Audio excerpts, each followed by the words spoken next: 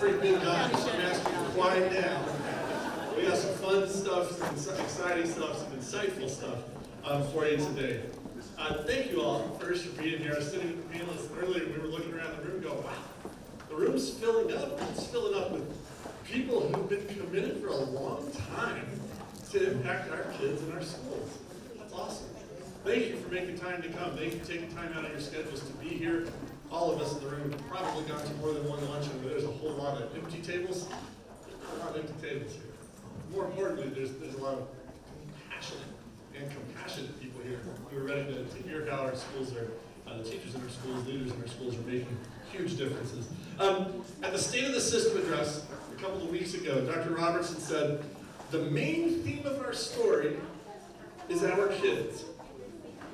I followed it with this, and when we invest well, our kids thrive. When we invest well, our kids thrive. One way we invest well, Dr. Carrie Randolph taught me, we elevate teacher voice. We put teachers in a position, practitioners in a position to inform exactly what needs to happen to the students in their school, in their community, in their context. One way we invest well, we empower teachers and principals, and school leaders, and faculty, and staff to lean into that instinct, that craftsmanship, that artisanship that only they have.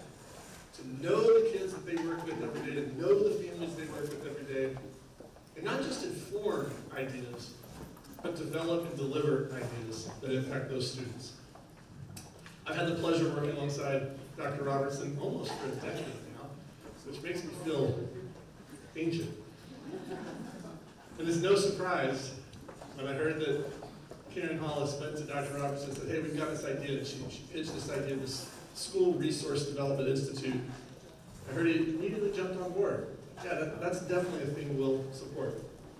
If you've been paying attention to him in his career, I met him when he was a principal at Red Bank, and he was doing everything he could then to establish a community schools model, to invest in space in a meaningful way, understanding that, like, what's your media center look like mattered, to make sure that community members actually showed up and engaged with students, that it wasn't just an ask for money, it was an ask for partnership, for thought partnership, and true investment, both like intellectual collateral as well as funding. I've experienced that from him firsthand for a long time, and I know that this idea of servant leadership and investing well is something that has marked my experience with his leadership for years now. I'm excited about what he's doing here this morning, how he supported this initiative. We will welcome to the stage with me our superintendent of schools, Dr. Justin Robinson.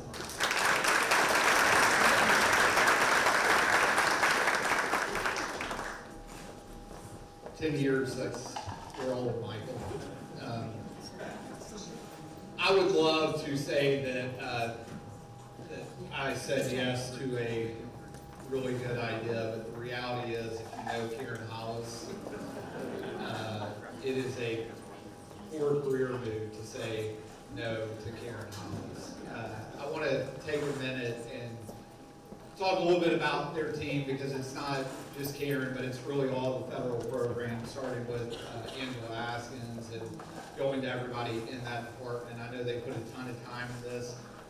If you're on the federal programs team, if you would just stand up real quick. There's more of you around here. They've done an amazing job putting this together with Karen's vision and her passion for schools and kids. And you've seen her passion in schools by her decisions. She's been asked a lot of hard questions. She got asked a hard question a few years ago saying, "You want to be the principal at Ooltewah High School?" And she said, "Let me go pray about it, think about it, and I'll get back to you." And she said yes. A few months ago, had to go ask her a hard question to be like, "Will you do this for us for a few months?" She said yes. Karen Hollis is about kids and about this community and about the schools. And what this grant does, it's not just giving away money for innovation. It is actually building capacity within schools to create opportunities for kids so that they thrive. And this is a quality investment. This is an investment that builds the capacity of teachers, builds the capacity of principals, and ultimately creates those opportunities for kids. So saying yes to this was a really easy decision and one that we're excited to support. I just got handed this list, and there's so many people checked on it that I'm going to miss somebody.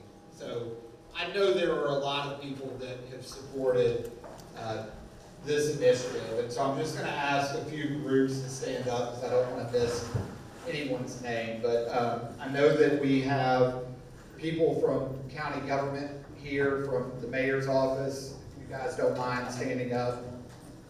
Yeah. We've got several county commissioners, from Chairman Jeff Eversole, David Sharp, Dr. Steve Highlander, Mr. Greg Beck. If I missed anyone, raise your hand and I'll see you. But county commissioners, appreciate what you guys do for this community and for our school system. We've got a number of our wonderful school board members here. Our vice chair, she is the senior member on the school board, not the oldest member, the senior member on the school board. But we've got our school board members here, Jackie Thomas also, and police ad. We really appreciate you guys being here. If I missed a school board member, I don't see you. But thank you for being here. And I know we've got a number of people from Mayor Kelly's office and the city. If you guys don't mind standing, appreciate your support. And I'm not going to make all these different groups stand, but we get so much support. One of the things that we talked about at the state of the system is this idea that we've got so many organizations that support this work, and we need others to step up and help us advocate for the needs of our school system. But we have people from Chattanooga 2.0, see Carrie Randolph sitting right here, just a tremendous partner, from the Community Foundation, from our faith-based organizations, from our principals that are here. And I just want to say thank you for what you do and for everything that goes into supporting our schools. I truly believe that when we invest in our schools, that outcomes improve and get better. We've got data that can show it, and I'm starting to realize that data isn't really what moves people. Data is important. You guys know it, but what moves people are the stories that the investments tell.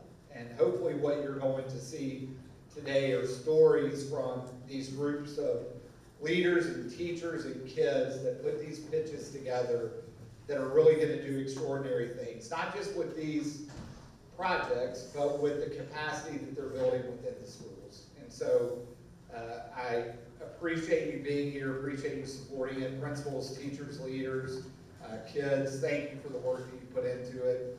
I'm sitting here now and seeing Stephanie Dalton, who I didn't say from the city of Red Bank. I apologize.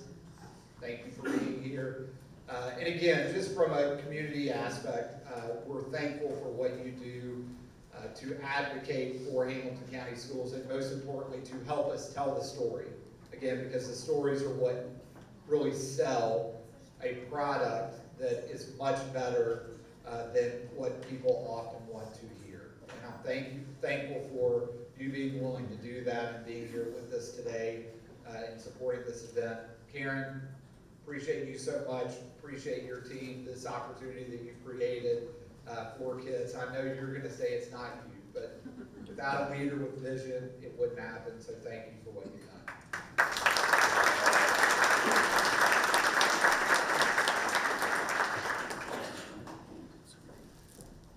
Thank you, Dr. Robertson. As he's talking about, Karen, this kind of work, this concentrated effort, it can't happen in isolation. It can't happen with just one passionate person. It requires all kinds of support, all kinds of partnerships, a community rallying around, providing the kinds of wraparound support and investment to make these ideas actually happen, to come to life. And one of the things I'm just excited about is that we can feel the pervasiveness of the servant leadership that is just prevalent across our community, across our district, across our region. This idea that it's not superintendent standing up and beating his chest and telling you what an amazing idea he had and the difference he's making. But today we're going to shine the light on the people that, when we're done with this meeting, the rest of us go back to our offices, they're going to go back to rooms full of teenagers and children. They've dedicated their entire career to that. They're incredibly talented professionals who could choose at any moment to do anything. And today, like yesterday, and like tomorrow, they choose to get up and invest in my children, invest in your children, the children in our community. That's a direct reflection of the kind of servant leadership we have, both in all of the agencies that Dr. Robertson just acknowledged, and certainly across our school district. You also can't do this without somebody like Karen Hollis, who wakes up every day with an attitude of, yep, I can get that done. I've worked with Karen for a long time. I'm not sure she's ever uttered the words, that's not possible. I think she always just goes, yeah, we'll figure that out. And then she disappears for a day or two, and she's figured it out, and she rallies people around her. I'm going to invite Karen and the School Resource Development Institute team to come up and share a few remarks before we hear from the school board. Welcome, Karen.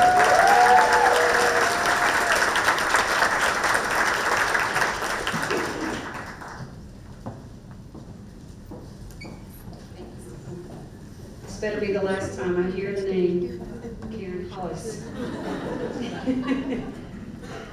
And he's so right. This is not Karen Hollis. This is the team right here that got it done.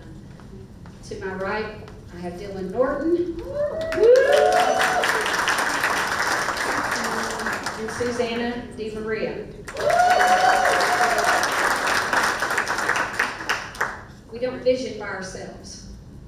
We vision with a team. And you're going to see that later in the teams that come up and give you their pitch. But we also want to thank the people that surrounded us, because today wouldn't have been possible. And all the sessions, we've had a year-long School Resource Development Institute with these three teams, school teams. But in the details, we have to have all these other people supporting us. But first and foremost, we want to thank Dr. Robertson, Shannon Moody, back there in the back, Mary Ellen Houghton, Dr. Sonia Stewart, and our boss, Angela Askins. Yes. These individuals, they took a chance on this initiative, and they've supported us in every way. They've supported us financially. They've supported us by attending sessions. They've supported us by giving us feedback and input and encouraging us to keep going. And so we thank you, Hamilton County Schools, for that.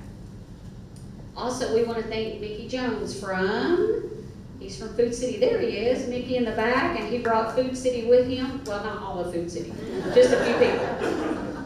And they provided all of our snacks. Were those not amazing things? We needed the sustenance to keep going most days. Also, we want to thank Clayton McMasters. Did he make it from Coca-Cola? There he is. Thank you, Clayton. We had Cool Libation every single session with their Coke products, and we thank you for that. The great cookies that are on the table that say SRDI, those were provided to you by Chris Barclay at the Hamilton County Schools Foundation. There she is.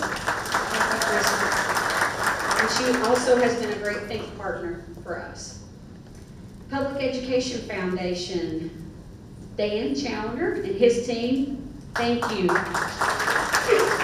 I don't know if you've been to their amazing building, but they allowed us to use it twice this year and use their kitchen and all their facilities and their rooms, and they always treated us so well, and we thank you for that. Thank you. Chattanooga Area Schools Federal Credit Union, David Sikowski. Yay! Wait, you might want to hold your applause till I tell you this. They provided all the food today. There we go. Yeah. With the very large chicken that you have, which I hear is delicious. Evan Freeman, is he here from EPB? Is EPB here? EPB. There they are, yes. Thank you, EPB, yes. EPB was our first $10,000 donor.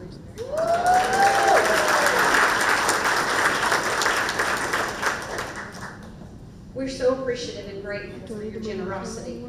And this funded one of our three $10,000 grants that we gave one of the schools this year. Well, we gave all of them, but that funded one of those grants, so thank you for that. And last but not least, I'd like to thank Michael Stone, who is our Master of Ceremonies today.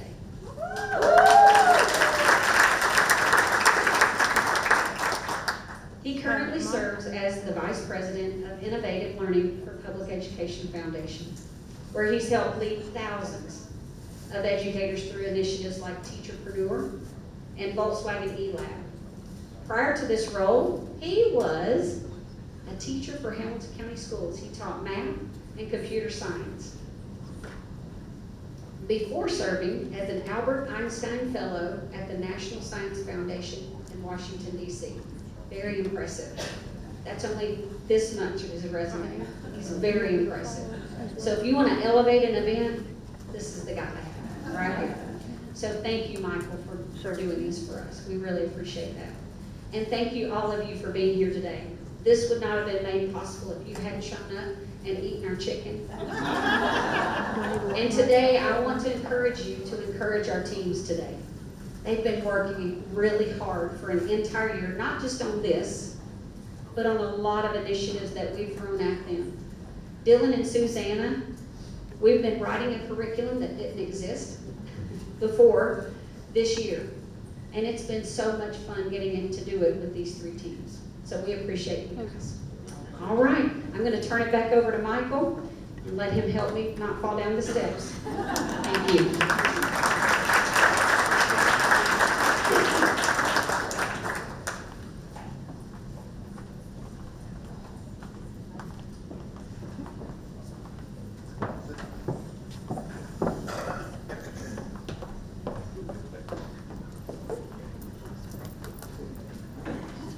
Okay, Karen, I'm reading your entire resume next time I speak at it, just so you know.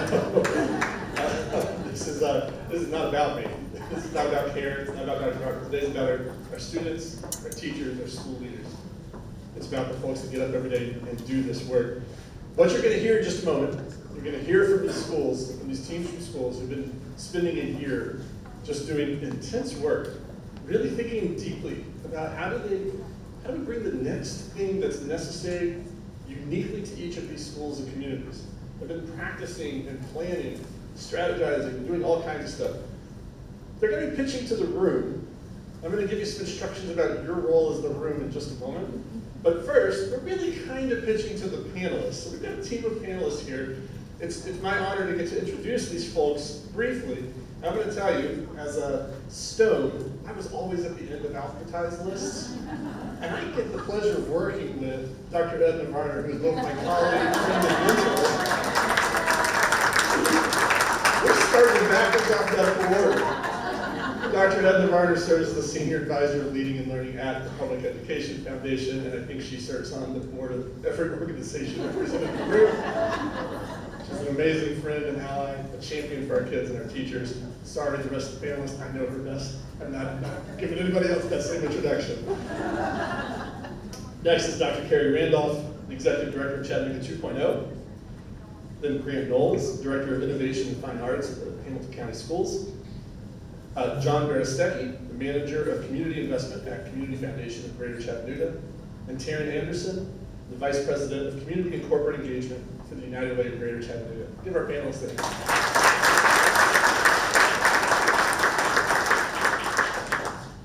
Bear with me, I've been asked to read a couple paragraphs on what's actually happening here and give you a sense of, we can speak in broad terms, I want to give you a little bit of nuts and bolts about what you're going to experience and what these school teams have gone through.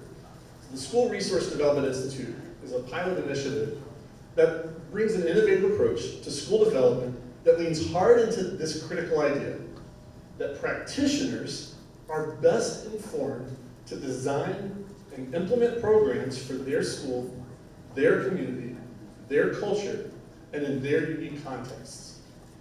It leverages the power, not just of practitioner voice, but practitioner leadership. That they know their kids, they know their families, and they've now been empowered to do something unique for those folks, for the folks they serve in their community. Very excited about that. Each team you're going to hear from today is comprised of an assistant principal and a diverse group of faculty and staff who are passionate about empowering every child to thrive and experience a future without limits. That's one on the bingo card, Dr. Robertson. When I say diverse roles, I want to give you a taste of what we mean.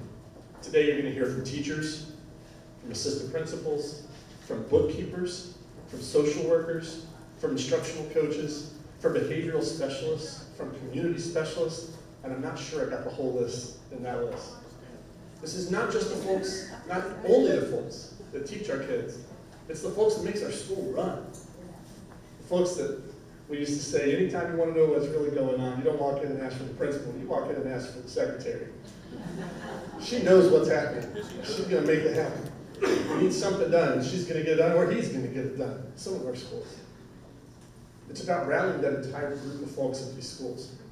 So we're going to elevate all their voices, and together, because they know their community, they're going to get to design an impact initiative that is uniquely tailored for their culture and context. Each of these teams committed to engage in 7 intense sessions to learn strategies for refining their idea, communicate with key stakeholders, cultivate community partners, and develop and execute a strategic plan. I had the opportunity to participate in a couple of these sessions this year, and I can tell you firsthand, they were not passive sit-and-get seminars. These were very active, hands-on, deep dives. They were highly participatory. These teams moved quickly from theory and concept and ideation to actual action. They didn't just talk about ideas for their school, for their students, for their community. They worked on them. They put in real, actual, hard work. They did it because they're passionate about their community. They did. They wrote things like they had to write a 10-page grant. They had to lead a fundraiser. They successfully led fundraisers. In fact, I know one of the teams had to change their pitch because they already reached their goal before they got here. They had to expand the initiative. That's amazing. And later today, just a few moments, they get to pitch to all of you. I get to speak on stages a lot. I'm not super intimidated in this setting, but I'm going to tell you, it's a little scary. You're a big audience, and a few of their team members are about to come up and pitch to you. I was reminding one of them just a few moments ago, a little bit of butterflies. I said, hey, just remember, you talk in front of teenagers every day. This is nothing. But I will ask you as the audience, don't be the teenagers they talk in front of every day. Please. Here's what that's code for. Put your phone down for 30 minutes and listen to these folks talk to you and share their passionate ideas. They got to deal with that every day. Give them your attention while they're talking to you. As I was thinking about the pitches, it was reminded of a story I read a few years ago. I'll read a quick excerpt from this. In 1979, a nervous scientist was pitching a new adhesive that she developed to a group of corporate executives. She was super nervous, her hands were sweaty, and as she fumbled with her notes in the boardroom, one page got stuck to her hand. She panicked and tried to shake it off, but it wouldn't budge. She couldn't get it off.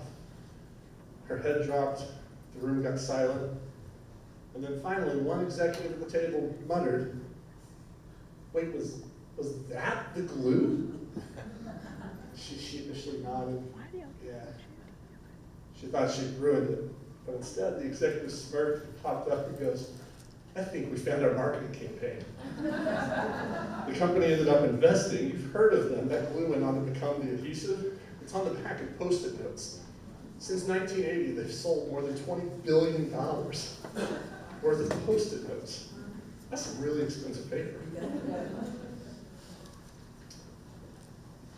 I'm not saying that today you're going to hear a $20 billion idea.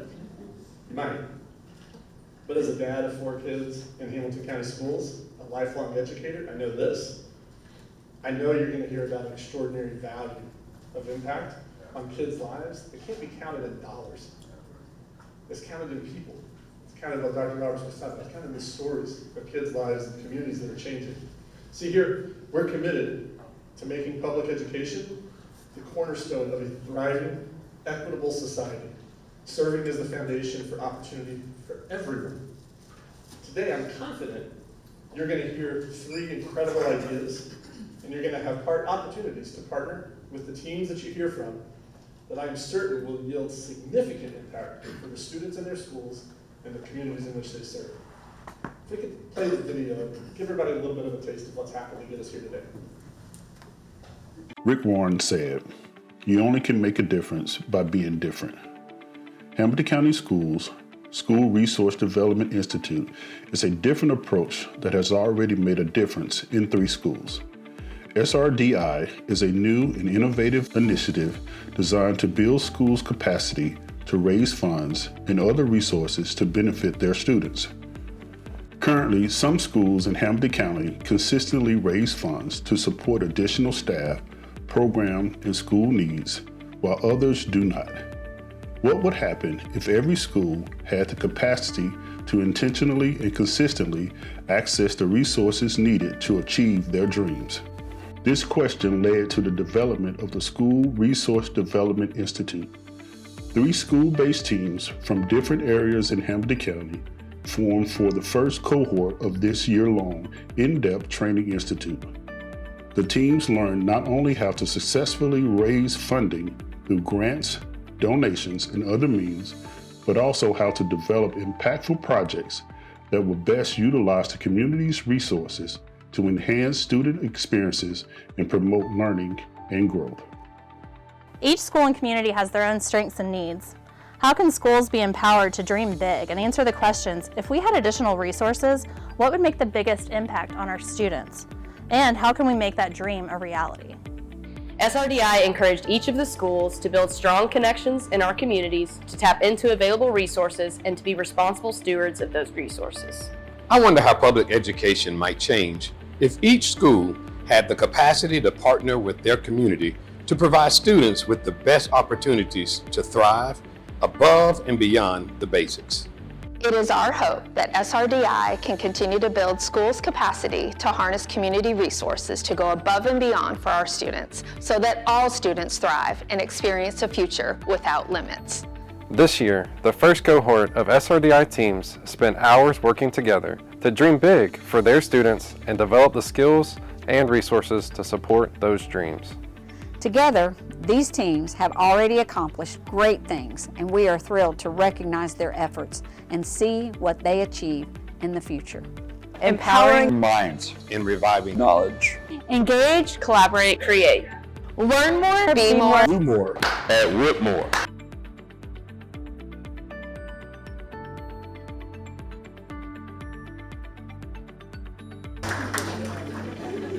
So here's your task before they come to the stage.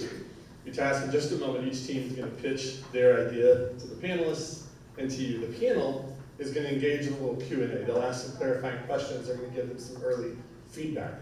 And your role, for those of you who aren't on the panel, is pretty simple.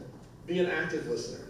Take note of what captures your heart, and then cheer loudly when they're finished to let them feel your support. This doesn't have to be staunchy. I grew up a pastor's kid in a Pentecostal church. Make a little noise, it's okay.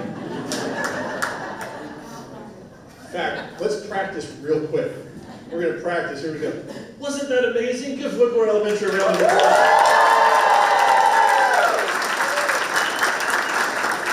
I didn't say to ask a second time. That was good. Just do that. That's exactly what we want. That's what we're looking for. That's the energy.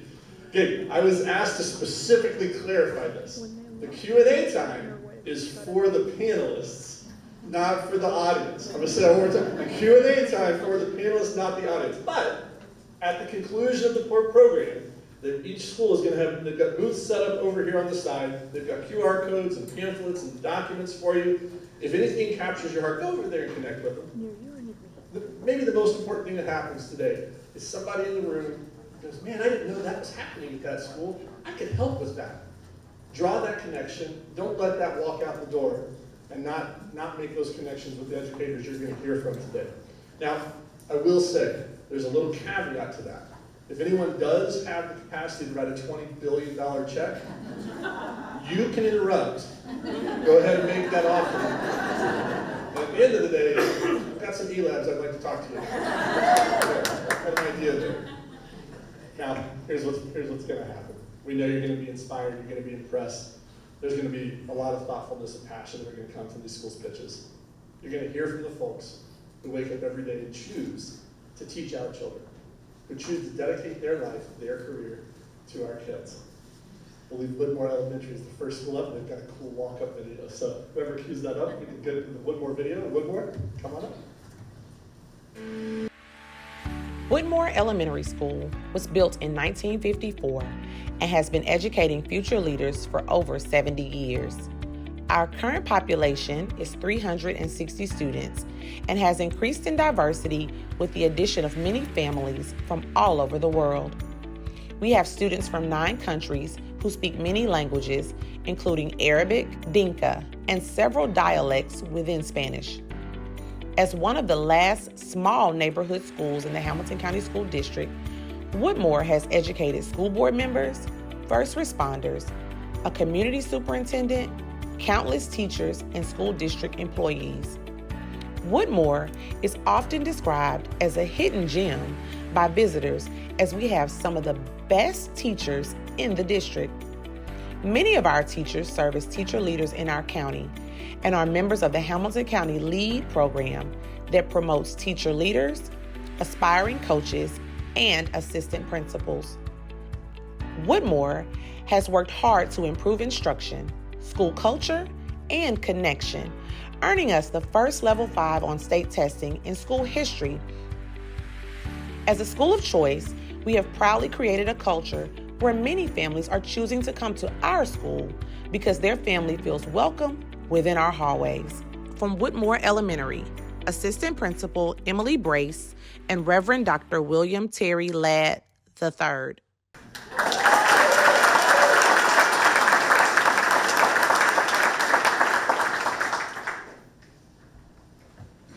Imagine the moment in your childhood during your school experience when you began to truly dream.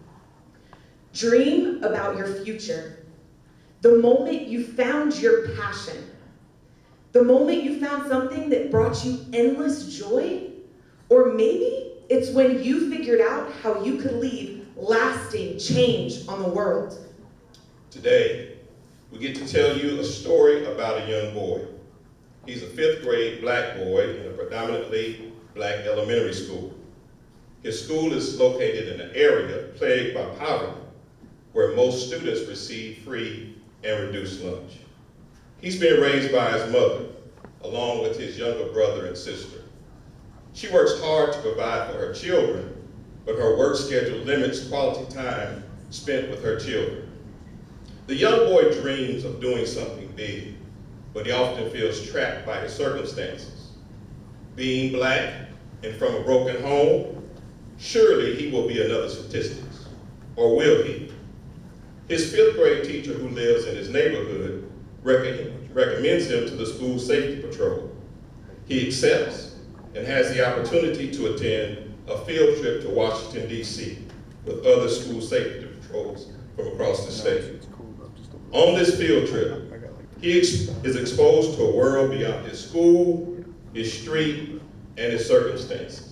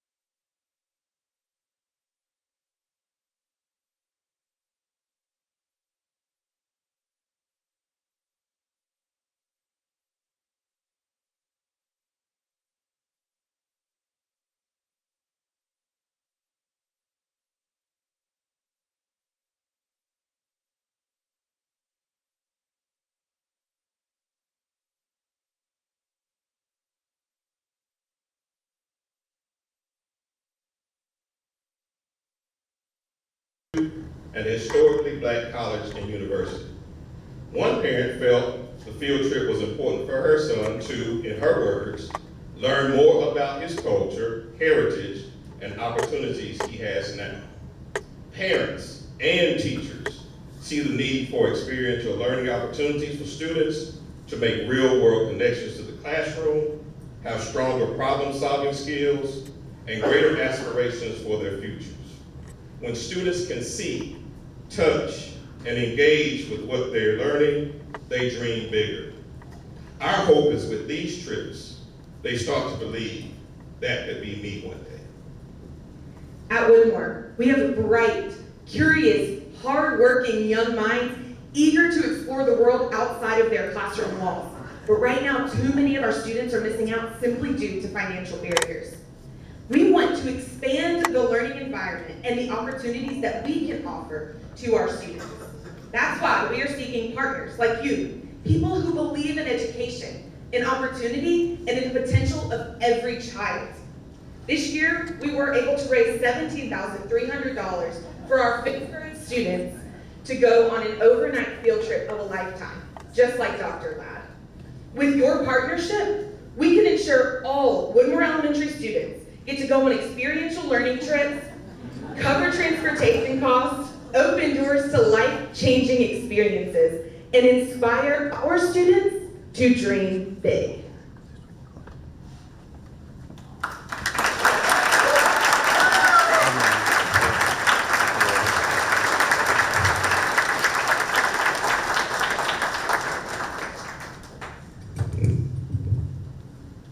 Thank you. We'll invite the rest of the Woodmore Elementary team up. I told you, you're going to hear some amazing ideas. Super thought out, super impactful, and connected to the personal stories. That's what we're chasing today. So I'm buying a little bit of time for our panelists. Welcome the whole team from Woodmore. And while the panelists are finishing capturing their notes, I think you have a mic, and I'll hand you this one as well. If y'all can introduce yourselves quickly, then we'll have the panelists engage with you.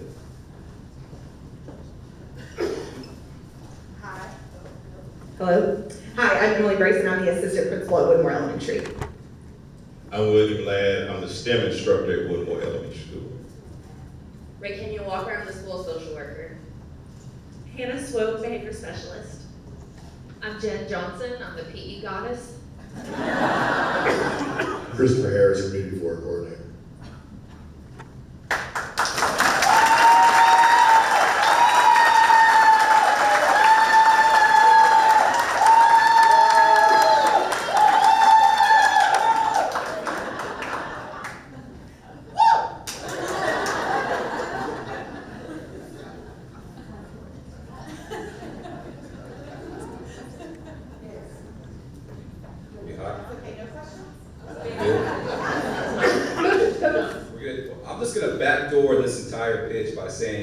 First of all, connection is super important.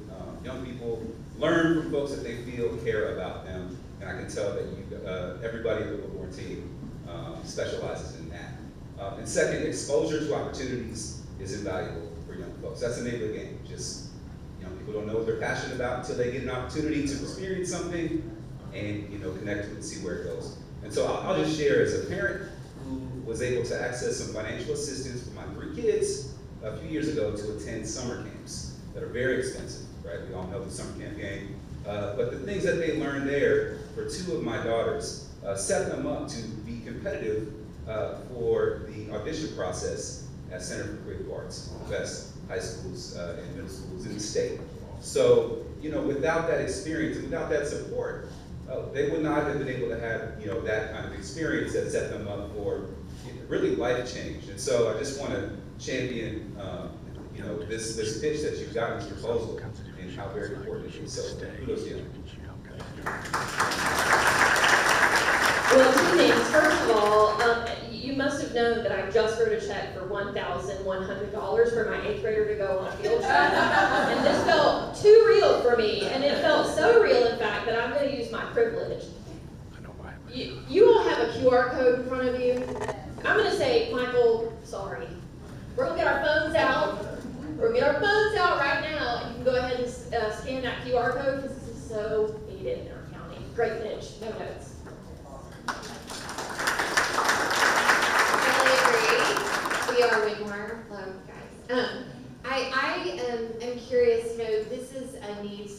your school than at others, and I'll just speak from the seat I sit in. I get lots of calls for funding for field trips and these types of experiences that you're dreaming of for your kids, and we want to support all of them. I would push you to think about what it would take to sustain this opportunity for your students. I know you've raised one thing this year, woo, but what would it take, and how do we help support you in doing that and having a fund that at least lives for Woodmore kids into the future? So that would be my push for you to think about that.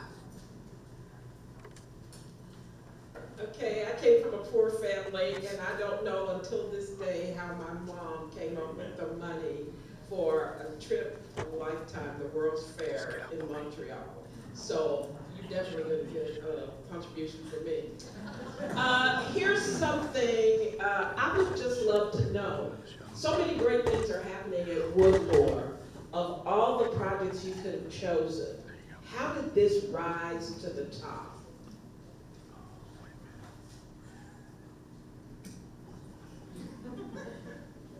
We were sitting at one of our sessions at lunch and talking to some community leaders, and I just kind of was transparent about my experience and how much those field trips meant to me. By the way, my mom is here. Hey, Mom.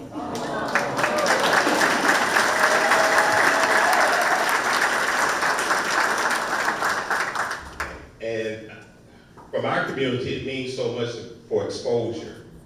And it really did. Those are just not words. Those trips really did change the trajectory of my life. So we thought that, it would be invaluable for our students because many of them don't even leave, the Woodmore area.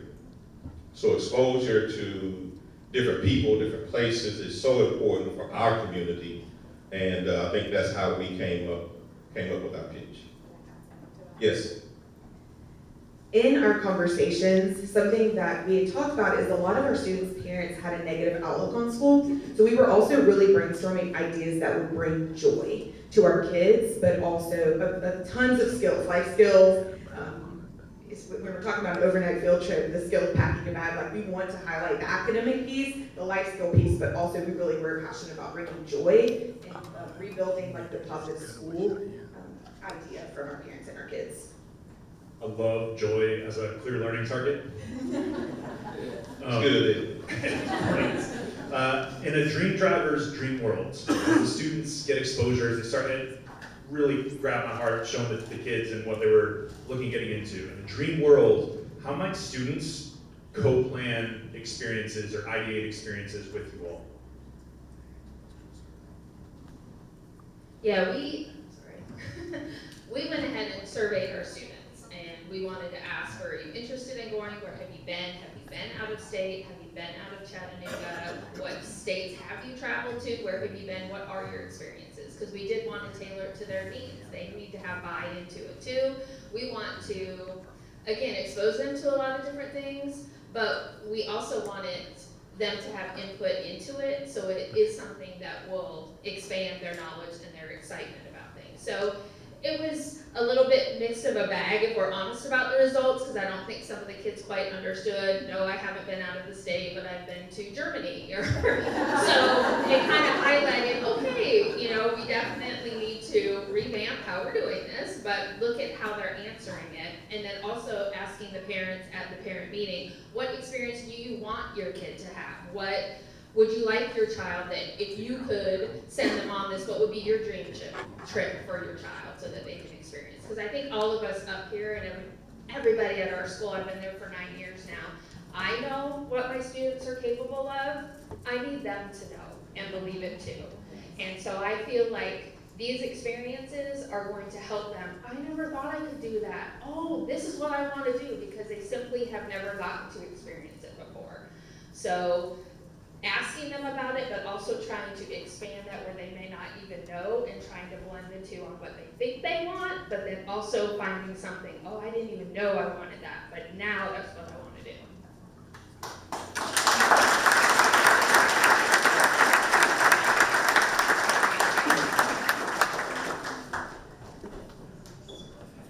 Thank you, Woodmore. We're sorry to go to two schools. That's good stuff. Hard to follow. Let's go ahead and cue the video for to introduce our next school.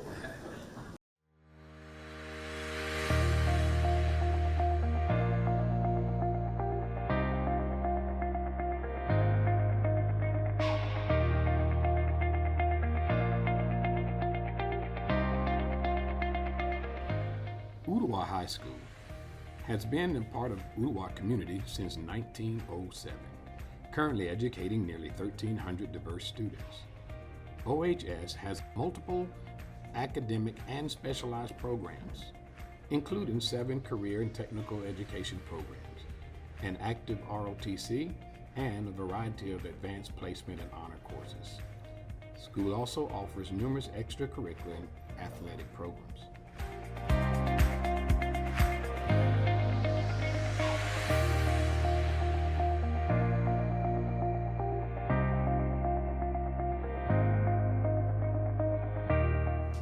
Students at OHS feel a sense of belonging and connections. Teachers and administrators strive for continuous improvement. The goal is to be 1% better every single day. At OHS, students are prepared for success as they enter the next chapter of life.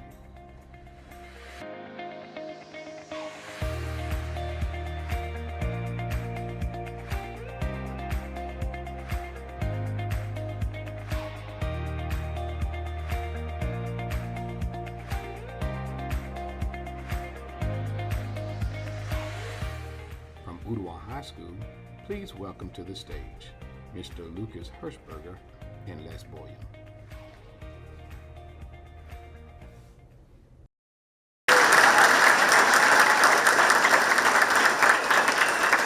Hey, my name is Lucas and this is Les. And Michael, you are right. This is really hard to top, especially because I don't have as cool a voice as Dr. Laud does. So bear with me. We are aiming to continue to gain funds to transform our library into a modern resource for the modern student. Libraries used to be the best place for students to collaborate with resources at their fingertips. Students, whether that be in high school or college, would flock to libraries to seek these resources to enhance their literacy and their knowledge. The modern student has these resources at their fingertips, whether that be their phone or their laptops, but they rarely know how to collaborate with their peers or communicate clearly. The modern student in post-COVID also lacks the workforce skills that we want them to have, and we really want to enhance that. We aim to create a space to foster the love of learning and collaboration. Our library is currently being used for 4 separate things: Chromebook repair, a makeshift classroom, standardized testing, and on the very rare occasion, actually checking out books. We found out that only 1.4% of our students are actually checking out books, and we think this is a drastic underutilization of that resource. We're hoping to create a space for that to thrive. As a teacher that taught in the makeshift classroom portion of our library for over a year, I was constantly being moved, disrupted, and it didn't feel like a home, and my students felt the same way. We really want a dedicated vision for our students to foster development and learning in that space, and we seek to accomplish this in 3 separate steps. Stage 1 encompasses 250 square feet as you walk into our library. Right now, it's full of books and shelves, rarely used as we just talked about, but we can easily move those books and consolidate those books and shelves with other areas already in our library. We've figured out a way to do that. Through this SRDI team that we've been working on this year, we've already got $10,000 to start our project. We divided this, Lucas said, in 3 phases. That first phase, we're going to put university-style tables and chairs in there. We're going to move it around, clear the wall space, put up a big TV for future presentation, also clear wall space for artwork and other work that students have that they can display. We want the library to be welcoming. We want our students to feel like, hey, the library is a place we can go. Not just, if you walked in there now, it's just a kind of tables and chairs from 1975. And we want it to be a little more welcome, like a cool place to go. Okay? In stage 2, we'll take up a much bigger space in that library. Okay? That area is going to work for collaboration. We're focusing on collaboration. It will feature easily movable tables, chairs, study pods, desks, as well as wraparound high bar where they're going to serve coffee, snacks, and other drinks in the future. We want those students to be able to work with each other and collaborate because we know the workforce needs collaboration. We can't just be sitting around on our phones and get anything done. We know that. Our students, they still read books, but not very often do they read it in a book form, the paperback that you know. They do it on a digital platform. So our third phase of our project is going to feature the technology upgrade. We're going to focus on large industrial style computers, huge monitors, and modern specialized software, and a possible fab lab where they can not only create, but bring into life real figures and things that they can develop in that fab lab. And I know what you might think, this is all capital improvements, and on some level it is. But we really think that transforming our library will be a sustainable option to inspire our students to learn. We know that when our students go home, not all of them have a place to collaborate, not all of them have a safe space to learn, and not all of them have a space to gain their literacy skills. This isn't a modern problem by any means, but it has been enhanced in the modern era. We do think that some students, however, without not using the counselors that we might have or social workers, would use a space to learn, to be inspired. We're going to start in phase one, as you can see on the left. This is going to be our renderings for phase one. We have multiple settings for them to collaborate, learn what the next steps they need for their college experience, and we really want to open it up in phase two. We have additional renderings over at our table, and we'd love to talk to you guys more about how you can partner moving forward. We envision the future of our library benefiting students with community recruiting events, holiday and work events, and the overall elevation of our workforce. Our community will also benefit. We will have a bigger, stronger sense of Ooltewah pride, elevated learning, and dramatically heightened engagement of all of our stakeholders. Now, if you look at me and you wonder, like, why is that guy who's been coaching for 45 years involved with a library project? But I am an avid reader, by the way, so I do use libraries quite often.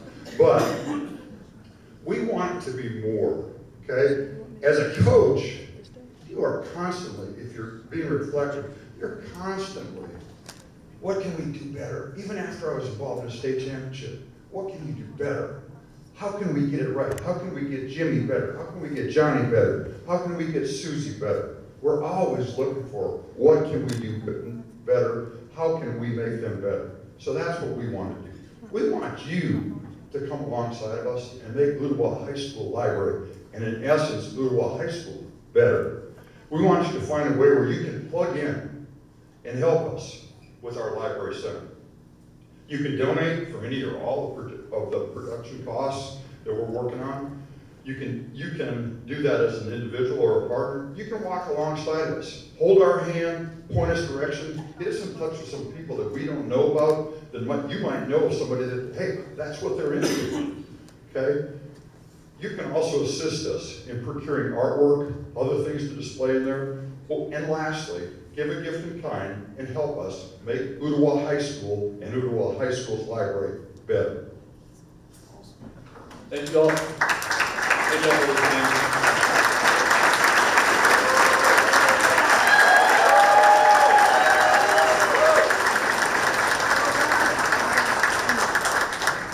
We'll invite the rest of the Ooltewah High School team to come up. The panelists capturing their thoughts and notes.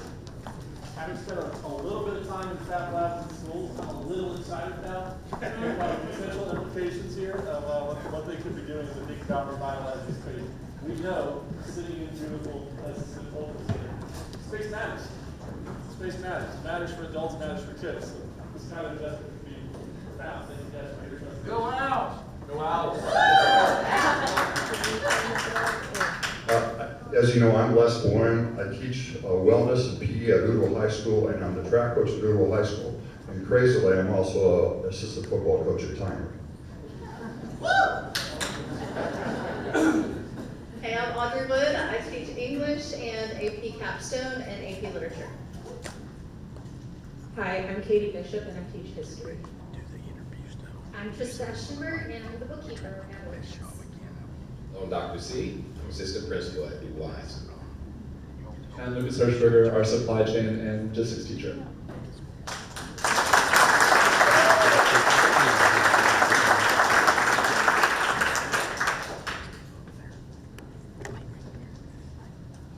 Great job, Alice. I just want to say, I was inspired by, we all have antiquated, I love the libraries, I really love it.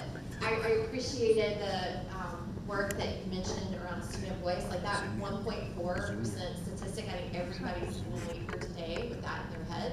And it's an important thing for us to think about. It doesn't mean that our kids aren't reading and literate and all the things. It's just that we need to come to them where they are. But I appreciated too the connection to workforce skills, and I think for your pitch and your project, there's a way to tap into our local employers to help you really think about that and get donations as they're thinking with you about how that can work for you. So if you can spell that out, you obviously have the right team with some of your background to really dig into that piece.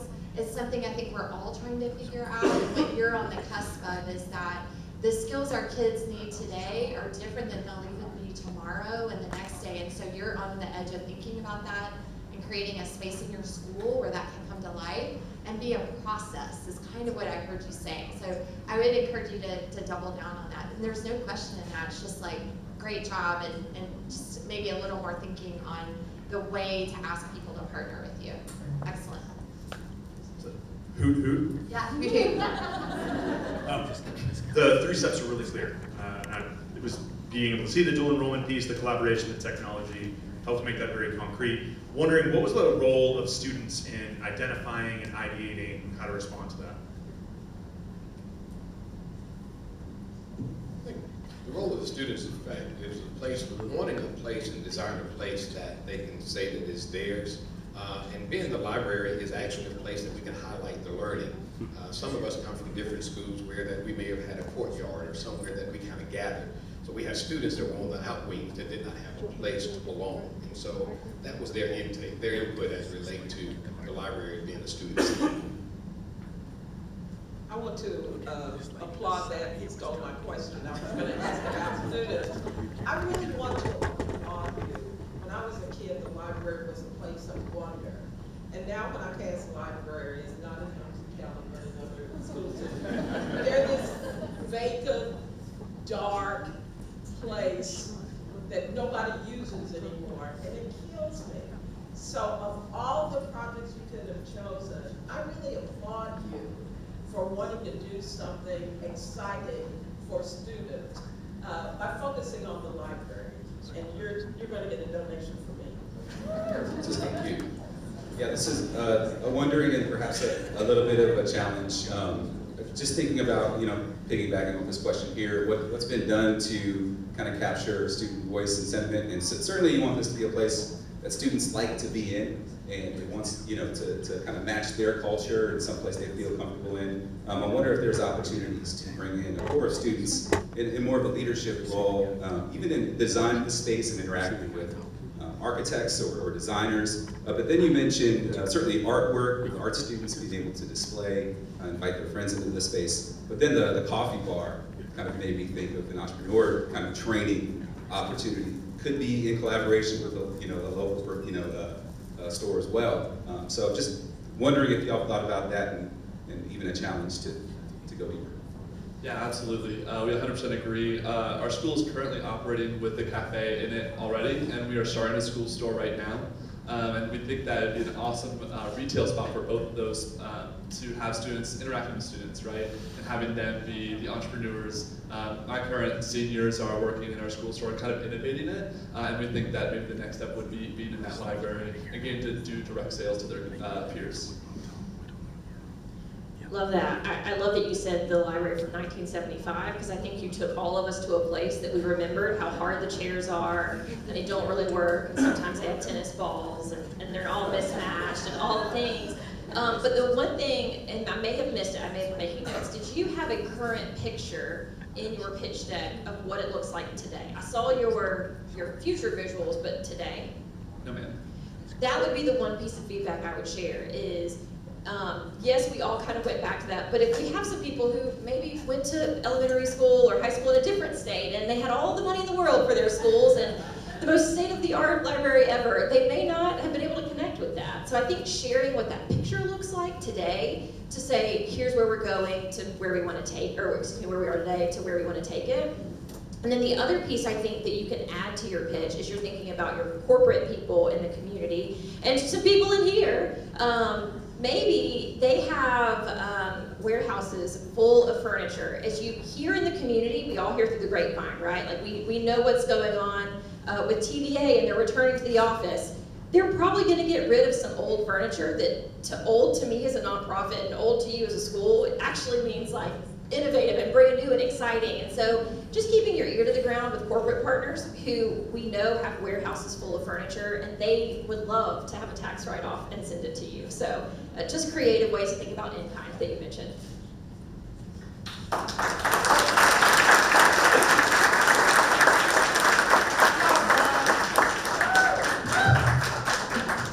Great job, Ooltewah. Awesome.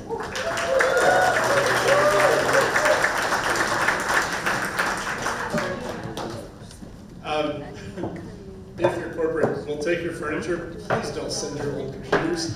They don't work, and we don't want them. I'm just going to tell every IT guy that's ever worked in the school system, please don't send your old electronics. Before I bring up the last school presentation today, I wanted to share with you, because this isn't going to come out otherwise. I was a teenager for a second. My phone dinged, and I looked down and got an email, and I glanced at the subject line. This is unbelievable.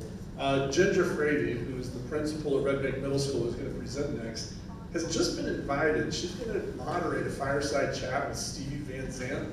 If you don't know him, that's Bruce Springsteen's guitarist and mandolin player. We're taking a group of innovative teachers and principals to San Diego in a couple of weeks for a conference. And somehow the conference organizers figured out Ginger knows Stevie, and she's going to be sitting on stage in front of 10,000 educators from around the world interviewing Stevie. Can we give Ginger a hand?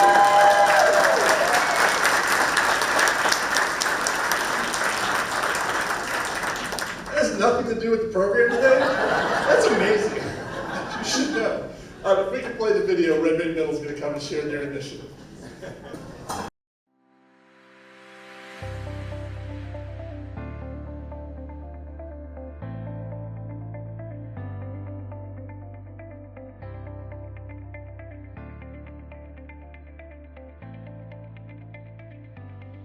Red Bank Middle School first opened its doors in 1937. Today, the school has a vibrant, culturally diverse student body of nearly 550 students.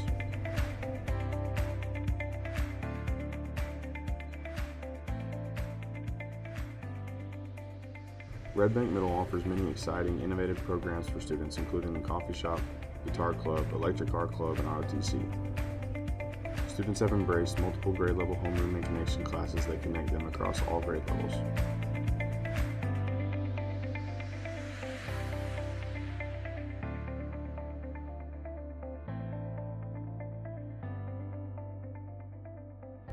Red Bank Middle is committed to engaging, collaborating, and creating with their students.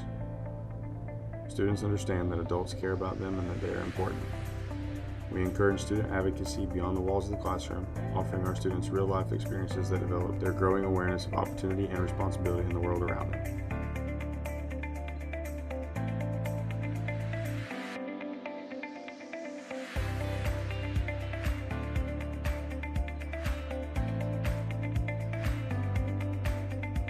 From Red Bank Middle School, please welcome to the stage Miss Elaine Gunn.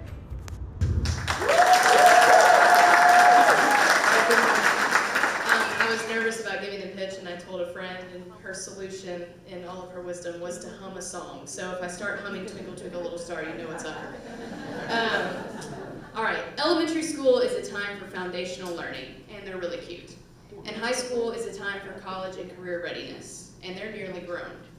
Middle school, though, that's the conundrum. Middle school is the conundrum. It's like an episode of Survivor, honestly. You're wandering around from day to day, trying to make it to the next milestone, and you stink. You forgot your deodorant, maybe you haven't discovered deodorant, or you did the thing where you spray the entire bottle of Axe, okay? At Red Bank, we recognize that we have only 3 years in the K-12 system to make a meaningful impact. That's why we focus on cultivating a sense of belonging and community, transforming the just get through mindset into one of engagement and empathy. We do this by following our mission to engage, collaborate, and create. A key part of this mission is empowering students to be problem solvers in their own communities. Clubs like Beta, Youth in Government, and Student Government are just a few examples that give some students these opportunities, but many others are left without a way to engage. As the school leadership and our team realized that these opportunities were only available to pockets of students, we recognized the need for a school-wide project so that every Red Bank student can thrive and experience that future without limits. Our pilot for the 25-26 school year involves engaging every student, not just a specific club, in conservation awareness and issues. Through partnerships with local organizations, each and every Red Bank student will have the opportunity to step into the role of an empowered problem solver within their own communities. We'll be tapping into students' abilities to create, collaborate, and engage with the world around them. 65% of our students believe that they can make a difference in conservation efforts right now, but 35% believe that they're too young. On the other side of that coin, most students admitted to only having a moderate or little amount of knowledge about these issues. So try to think back to your middle school experience. You're aware of a serious problem, you believe you can help, but you don't have the knowledge or resources to do so. In May of 2023, members of the Chattanooga community rallied together to keep Chattanooga Creek clean. That's historically one of the most polluted creeks in Chattanooga. They created a floating boom that catches litter and other debris coming down the river. This allowed the UTC Department of Biology, Geology, and Environmental Science to monitor the microplastics up and downstream of the boom. This is just one example of community involvement in conservation issues. Our goal is that middle schoolers see themselves as this type of community member and change maker. To do this, we will provide a problem-based learning experience around conservancy issues in the Chattanooga community. We cannot do this without community partners, though. If you or someone you know works in conservation in Chattanooga, please come talk to us. We want to get our kids to think beyond a grade level text or beyond the school's four walls. We need guest speakers with specific expertise to come talk to our students. Come tell them about the issues that you're experiencing in your different organizations, the issues that you're fighting against. Even better, host us. We will handle the kids. You just share your expertise. I promise. It's our vow to you. Show us what you do. We want our students to see the opportunities available to them in the conservation world. We want them to see how they can make a difference. After they engage in these experiences, they'll spend a portion of the year collaborating and ideating to create possible solutions to the problems that impact their community. Then come join us for an action symposium on May 6th of 2026, where students will display the authentic solutions they come up with. And knowing middle schoolers, they're probably going to be pretty unique. As a team, we have a framework for our plan, but we honestly really need the resources. So one way you can help us is through funding, by supporting us through transportation and admission costs. The second thing you can do is helping connect us to these community partners who can come alongside us and share their special knowledge with our student body about these pressing conservation efforts. Help us capitalize on a child's belief that they can make a change and prove to those that believe they're too young that the time starts now. Middle school doesn't have to feel like a game of Survivor. With the right support, every student can emerge as a leader and a change maker.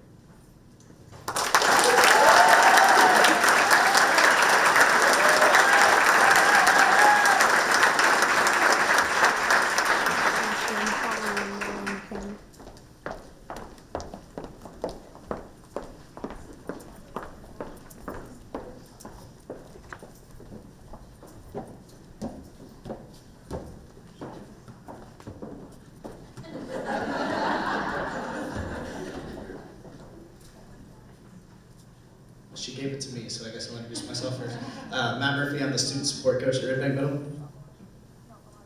Thank you for being here. My name is Dee Molitor. I'm the bookkeeper. Good afternoon, I'm Ginger Frady. Who are you, Dr. Frady? Principal. Hi, I'm Stacy Lovers, the instructional coach. I'm Elaine Gunn, I teach 8th grade English. And I'm David McElhaney, assistant principal.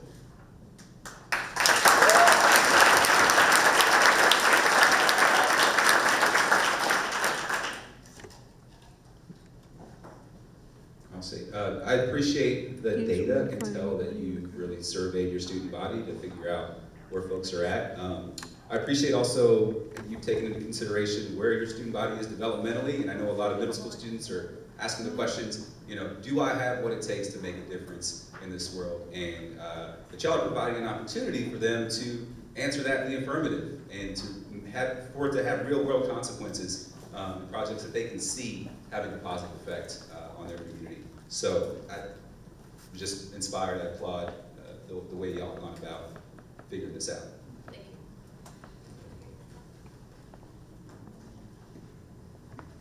I'm not gonna roar like a lion, but go Lions. I really appreciate this project, and I really love the beginning and end analogy about middle school. As a survivor, I have a middle schooler, and I live with a middle school teacher. So And it does feel like that's a way when you are very special people, so I'm gonna call it out. I think I was really inspired by this project because of the student leadership aspect that you've already thought through, and that you want the students to be empowered and own and engage, collaborate, and create, and the connection, that vision was so clear, so thank you for that. And I wondered if, as part of your pitch, I think some visuals of some of the things that you talked about would be helpful, and to see some of your kids, because they are awkward and amazing at the same time. But I wondered, I know Red Bank and what a strong, Red Bank community that you're in, if you had some projects within the Red Bank community that you'd already kind of thought about that would really empower kids to take on. Not that I know you want their voice, but they probably might need some help in choosing those. So I wondered if you had some things you've been thinking about as something for them to go after in this conservation and stewardship space. So we have the Red Bank Way meetings once a month where we meet with our mayor and Northside Neighborhood House and some other partners in our feeder schools and Red Bank High School. And so the place we'll start with this is talking to our mayor at Red Bank. And she's familiar with our school, and bringing her into the conversation, having her share with kids to get that, the thought started. But I want our kids to know that their community, we also have students that actually live in Chattanooga. So we want to make sure that our borders, we have a few population that come from Hickson too. So we're kind of spread out at Red Bank, you wouldn't know that, but our lines cross. And so making sure that we have partnerships so everyone can feel like it's their neighborhood too. Yeah, I'll agree with Carrie's point, the visuals. I'm the AP kid in your class that you were trying to get to track with you. And so this was so helpful to have in front of me, but then I also realized I was like, oh shoot, I'm not hearing what she's saying because I'm looking at this at the same time. So a way maybe to help your less attentive friends track with you might be helpful. My question was, and I may have missed this because I was looking at your very good handout, did we survey the students about lots of causes, or did we survey them only specifically about environmental causes? It was only about environmental causes because we wanted to hone in and really discover how much did they actually know about this. And a lot of middle schoolers, maybe I shouldn't say this, but if you ask them what they care about, they're gonna say basketball or video games. So we wanted to kind of give them a platform to really figure out what do you know about this topic. And Red Bank Elementary is a forestry school, so some of our students are coming with some of that deeper knowledge already. That's a really good point that would have been nice in this to help understand, because I have a 12 and 14-year-old who I think would get on board with everything you're saying, and they do absolutely say baseball and theater. They don't say environmental causes. Which are awesome. Which are great, but not necessarily going to help the community in the same way. So I love that. I would add that in your presentation. And then I love that you put some potential education partners here to get people thinking about who else could we be talking to and where could we make some connections. I spent most of my time in the classroom teaching middle school, so you've proved that scent is a powerful memory. Bring me right back. Just for clarification, is this for 6th, 7th, and 8th graders all going through this? Entire school. Cool. Yeah. So for the 6th graders who are diving into this early, what might you imagine, how might things be different for them in their 7th and then 8th grade year? As they leave Red Bank Middle School, how does this project really kind of change futures for them? So Yes, it will be 6th, 7th, and 8th graders. Something to clarify is we have a house system, and our students are in homerooms, and those homerooms are actually multi-grade level. And so our 6th, 7th, and 8th graders will be all completing this, but they'll be completing this together, like with their homeroom as a cohort. So those 6th grade students will have 7th and 8th grade leaders with them to kind of all work at it together and kind of see what maybe the next steps are. Right? We have this action symposium. The 8th graders are moving on. The 6th and 7th graders will still be working on the project and bringing in new students the next year. So excited to have that collaboration amongst all the grade levels at the same time. I'm also a big middle school fan. My favorite grade to teach for all the reasons you mentioned. I'm glad that you didn't ask them, what do you want to work on? Because they don't really know yet. And so by stretching them, they have a better idea of what there is to care about that they might not have exposure to. I think middle school students are looking to us as adults to open the world up to them. And middle school is such a great time to begin caring about the world you live in and not about the fact that you have a pimple. No one will thank you. My biggest connection to Red Bank, I love Red Bank, Stacy of course, and I actually hired your assistant principal back in the 90s. Thank you. That's why he's so great. Other people have asked my questions and they were great. And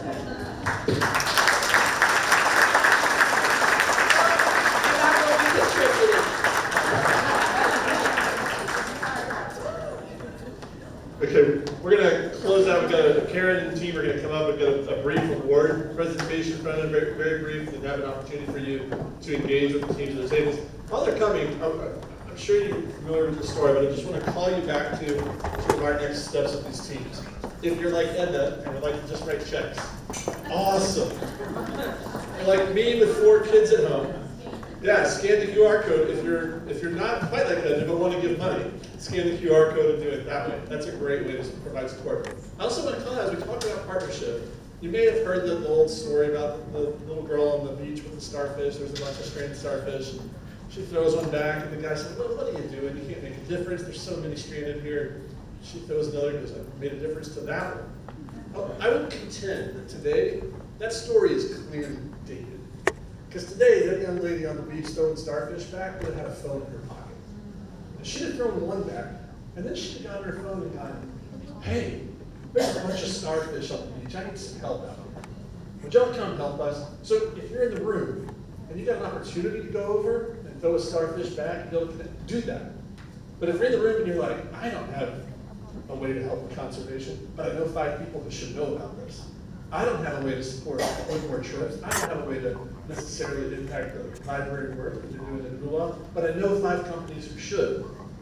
Use that Rolodex, use that contact list in your phone, and save more than 1 starfish. And make those connections, make that difference. I'm going to turn it over to Karen. Thank you.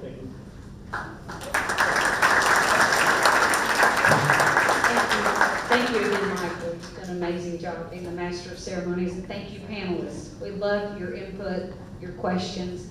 Thank you for that. We really appreciate it. And teams, let's give them one more round of applause.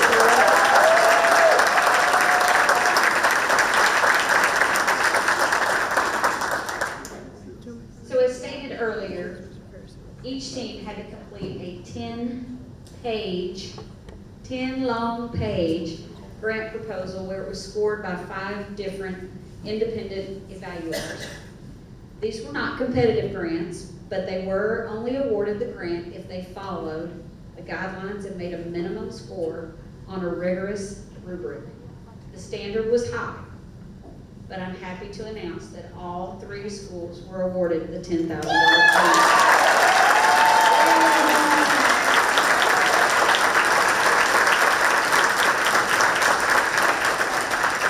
At this time, we'd like to take a quick photo op with Dr. Robertson and a big fat check.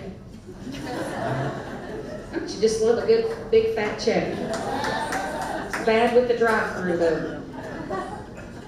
At this time though, we're going to call each team member's name to come on stage to receive the check for not just meeting but exceeding all the requirements of the School Resource Development Institute. It's graduation day, guys. Yes.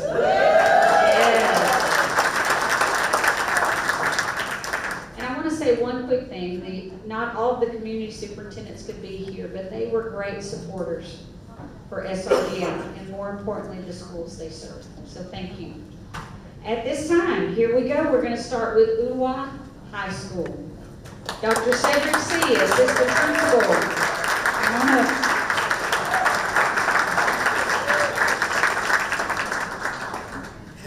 Katie Bishop, History Teacher. Les Boyum, PE Teacher. Trista Eschenberg, Bookkeeper. Lucas Hirschberger, CTE Teacher. And Audrey Woods, English Teacher. And Donnie Mullins, come on up, Principal. He's shaking his head. Okay. Let's say one more time to you guys, congratulations.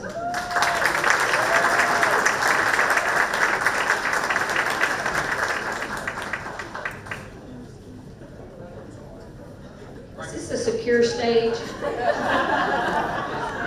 need to be holding on.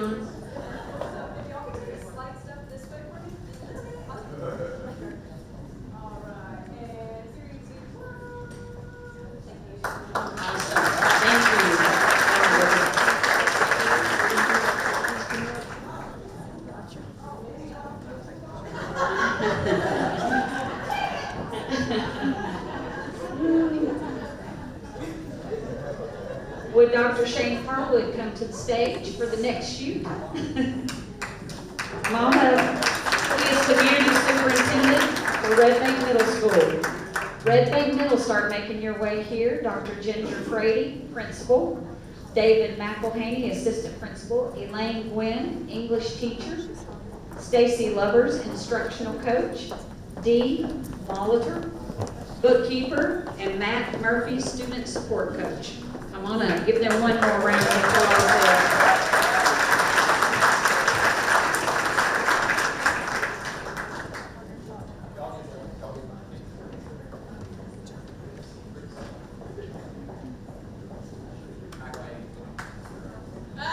There we go.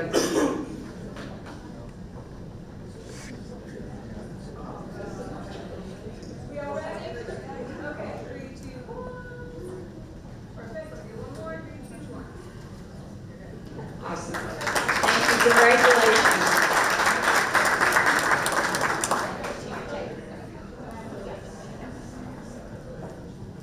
All right. Did Miss Urban have to leave? She had to leave. From Woodmore. Okay, Red Bank's gonna make their way to the table over here. There you go. In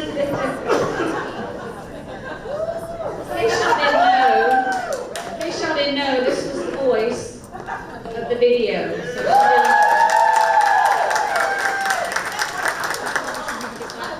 She is a product of Woodmore Elementary.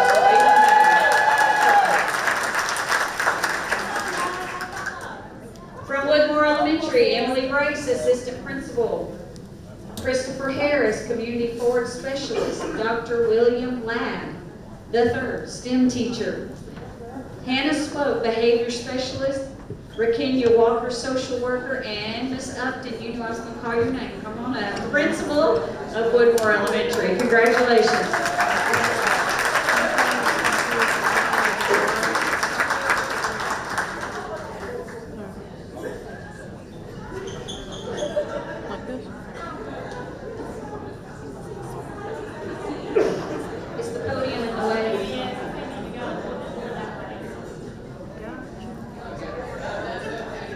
Still in there? No.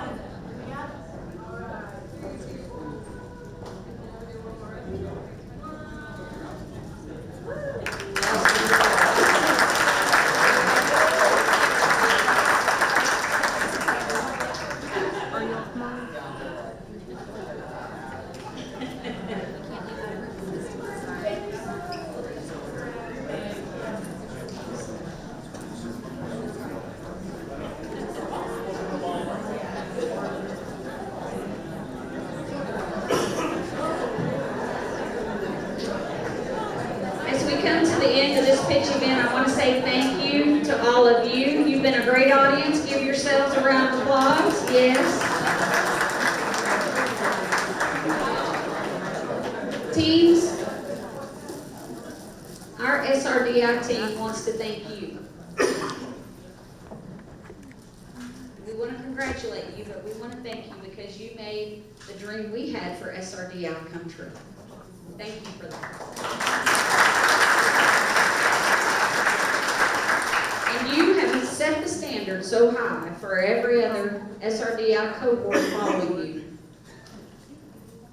You've been courageous, and we call you courageous because SRDI was something you had no idea what it was, but you jumped right in anyway, and you didn't know how it was going to play out, but you did it. They met with their teams and fleshed out a dream that they had for their students, and this was accomplished on their own time and driven by a deep commitment they had for their students and for their schools and for their community. President Roosevelt once said, "The greatest gift that life offers is working hard at work worth doing." Amen. I think we can agree our students in Hamilton County are the work that's worth doing. They are.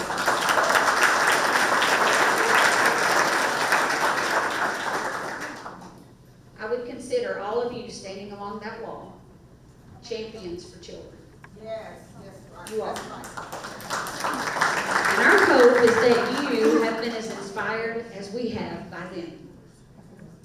And we thank you for giving your time today. You've sat patiently, ate our good chicken, enjoyed amazing pitches that were so well thought out and well planned by all of these teams. So before you leave, I hope you'll take time to go over, get to know these people. Join these teams in the work worth doing. Thank you so much and have a great afternoon.